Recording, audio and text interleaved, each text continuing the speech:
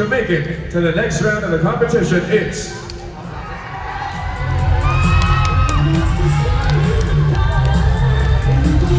congratulations, Queen Sofia Argamel Laguna!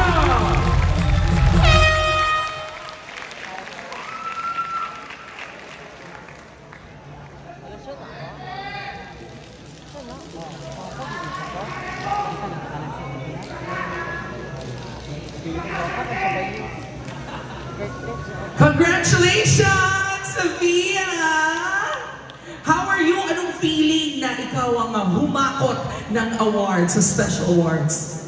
I really feel overwhelmed, and I'd like to thank the sponsors for giving me awards, and I really appreciate it. I'm actually a combat queen from last year, from Queen Lars Pacheco's batch, and I ended up as one of the semi-finalists, and I'm just really happy that I'm back with the Miss International Queen Philippines organization. Again, congratulations to Miss Sofia Argamel! Good luck to your journey! Congratulations, Sofia Argamel!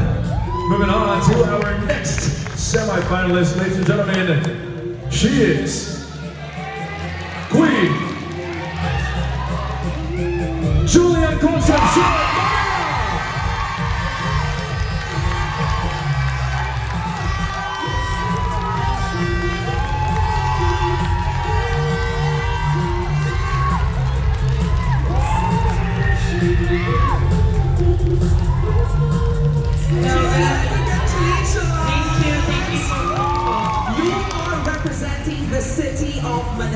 What do you think is the best thing about the city of Manila?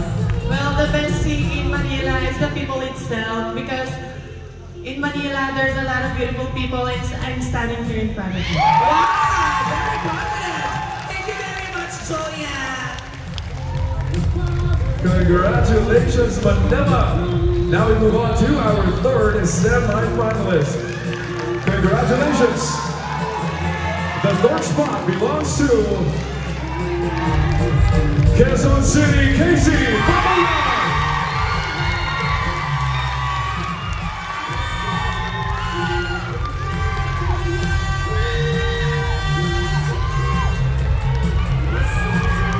Casey, congratulations!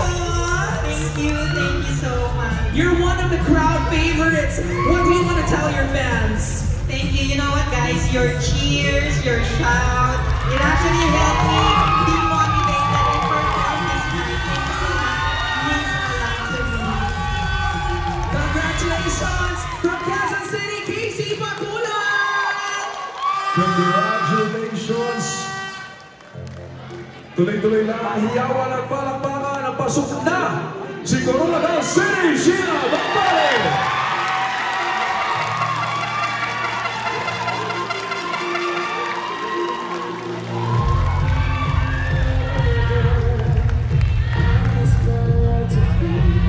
Congratulations, Miss Coronadal City! Thank you so much, Kalit. I haven't been to Coronadal City. So kung pupunta ako sa city nyo, saan mo ako unang dadalhin? Of course, I would bring you to my very beautiful place. It has been known in Coronadal City, which is the farm at Carpenter Hill. There, you can experience a lot in one place, especially the culture and the sensibility of the Coronadaleños, especially, of course, the South Coronadaleños, the land of the dream weavers.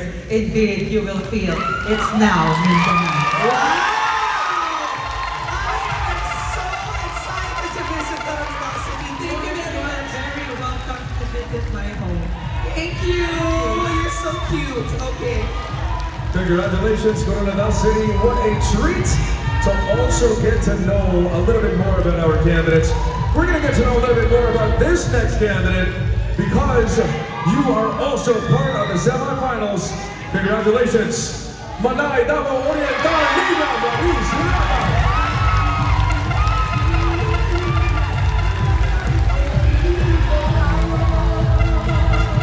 Hello, congratulations, Nina. Thank you so much. When we were in backstage, you compliment my body. Thank you so much. I complimented your body. body because, ladies and gentlemen, she only has a 21-inch waistline. How did you achieve that? Of course, healthy lifestyle and body positivity, then you can achieve this beautiful body. Sana all! Thank you very much, Nia! Here we go, spot number 6. The halfway mark. And this spot belongs to you, Cebu Province, Maria Namoles.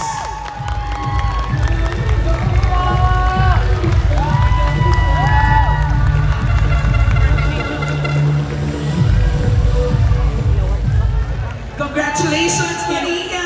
Thank you so much, Miss Karen Karen. It's good to be back here. Oo nga, di ba? Anong masasabi mo sa mga kababayan mo sa Cebu na sumusuporta sa'yo? Thank you so much for my family and friends out there, my family, my mother out there who's watching with me. I feel so blessed to see you here supporting me. Wow, congratulations! Thank you very much, Miss Cebu! Here we go, give it up this time for San Jose del Monte, Bulacan, Mikay Bautista.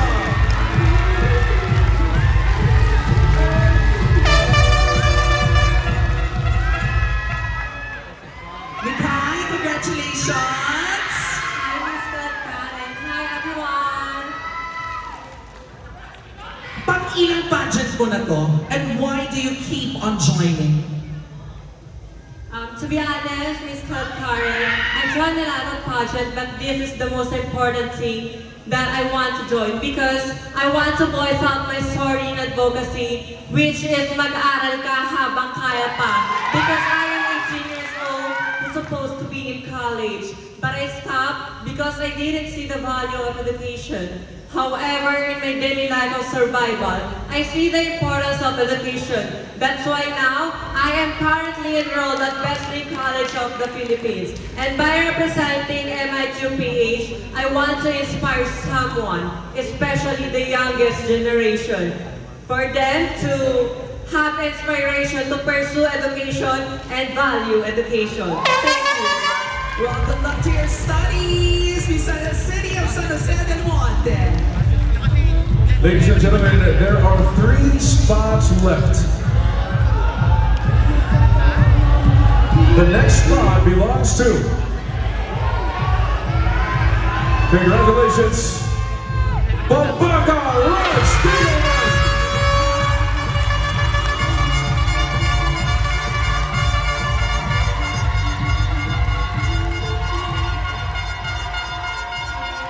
Congratulations, Red! You're part of the top 10! Thank you. What do you think is your biggest asset to be the MIQPH 2024? Well, I've been joining pageants for several years now, and my biggest asset is the stories I've heard from my fellow trans women. And that's the reason why I'm here, because I'm voicing their stories and I'm ready to inspire other trans youth right now. That's all. Thank you, Red. Grabe, ang gagaling din ang lahat sumagot! Nakakaloka! Okay. Next shotgun. Here we go, grabe. What a delight to know that we truly have such a beautiful set of queens. Ang uhusay, ang uhusay. Here we go, 2 spots left, everybody. The 9th spot belongs to dalawa na lang. Number 9 belongs to candidate number 13, Iligan City, Trisha Sanchez Vestaño.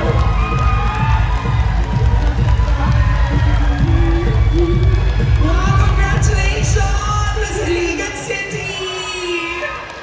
Trisha! Ano sa tingin mo ang pinakamaipagmamalaki ng isang tao or isang Pilipino kababayan natin na galing Iligan City? I believe that would be our unity in our city. I came from Iligan City where we are celebrating the tribe people, the Muslims, Christians, and Higaunos.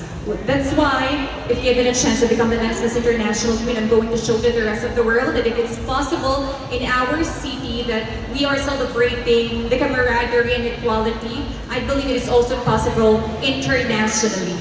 Wow, thank you very much. Tanisha from Iligan City.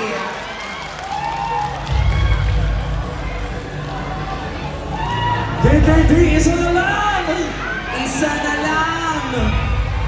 Mga kababayan, we only have one spot left for the top 10 of Miss International Queen Philippines 2024.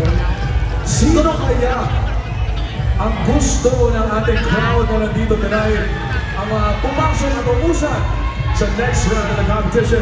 We want to hear what you guys have to say. Sino ang karapat-dapat pumasok sa top 10? That last spot belongs to candidate number 25, Yumi Garcia.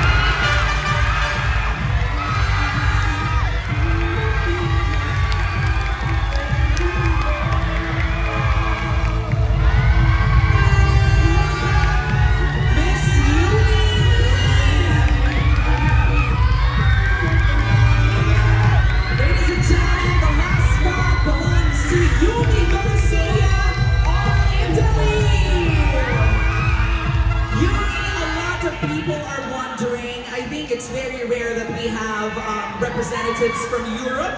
Why are you representing Italy? Can you give us like an explanation about that? I'm actually living in Europe for almost 3 years, and I actually represent Europe because I was there. But no matter where I go, even I represent Europe, it's always in my heart. I am Filipina, and I've always been proud Filipina no matter what. I am forever Filipina. Wow, thank you very much, Yumi Garcia! And there you have it, ladies and gentlemen, your top 10 Miss International Queen candidates. Grabe, what a deserving lineup. However, to all of our other queens, you all did amazingly in this competition. Mga kaibigan, our other queens, big round of applause. Please do not be disheartened, as this, I am sure, is just the beginning of your wonderful journey. Thank you very much from the bottom of our hearts for everything that you all have done for this competition. Thank you, girls. Thank you so much for being with us and showing what a true transgender Filipina is. And I'm sure, aside from their experiences here in MIQPH 2024, they will never forget the sisterhood that they have created.